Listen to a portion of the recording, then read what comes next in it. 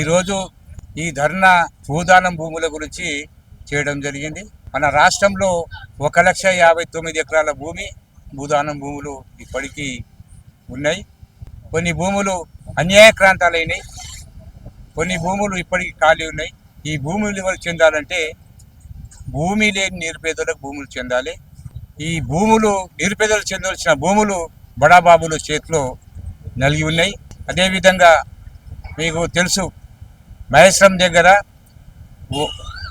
110 ఎకరాల భూమి ఐఏఎస్ ఆఫీసర్లు, ఐపీఎస్ ఆఫీసర్లు మాత్రమే కబ్జా చేయడం జరిగింది. దానికి కోర్టు కూడా ఇది భూదానం భూమి అని చెప్పడం జరిగింది. దానికి ప్రభుత్వం మేము కోరేది ఏంటంటే ప్రభుత్వానికి, ముఖ్యమంత్రి గారికి ఈ భూదానం బోర్డేసి బోర్డేసి ఆ భూదానం భూములు పంచేటట్టుగా చూడాలి. అదేవిధంగా ఎక్కడైతే భూదానం భూములు ఉన్నాయో ఆ భూముల లోపల భూదానం భూమి అన్నట్టుగా బోర్డు బాత వచ్చిన అవసరం ప్రభుత్వానికి ఉంది. కాబట్టి ప్రభుత్వాన్ని మేము కోరేది ఏంటంటే బోర్డు వేయాలి. ఆ బోర్డు వేసిన తర్వాత పేదవాళ్ళకు భూములు పంచాలని తెలంగాణ సర్వోదయ మండలి డిమాండ్ చేస్తూ ఉంది.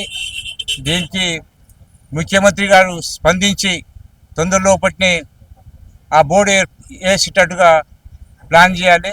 ఆల్ పార్టీ వాళ్ళకి ఇచ్చాము మేము, కానీ ఒక్క పార్టీ నాయకులు కూడా ఈ ధర్నాకు రాలేదు. ఎందుకు రాలేదంటే వీళ్ళ హస్తం ఉంది, భూదాన భూమి లోపల హస్తం ఉంది. కాబట్టి ఇప్పుడు మాకు అర్థమైంది ఏముందంటే ఈ ఆల్ పార్టీ నాయకులు కూడా భూదాన భూముల్లో దీంట్లో అన్యాయక్రాంతానికి పాల్గొన్నారని ఇప్పుడు మాకు అర్థమైంది.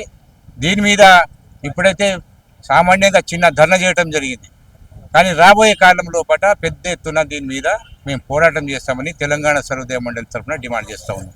ఈ వీడియోపై మీ అభిప్రాయాన్ని కమెంట్ బాక్స్లో తప్పకుండా తెలియచేయండి. అలాగే ఈ వీడియోని లైక్ చేయండి. మీరు చేసే ఒక్క లైక్ మరిన్ని వీడియోలు చేయడానికి మాకెంతో ప్రోత్సాహాన్నిస్తుంది. సామాన్యుడి కోసం మేమందించే సమాచారం కోసం సమయం టీవీ ఛానల్ని ఇప్పుడే సబ్స్క్రైబ్ చేసుకోండి.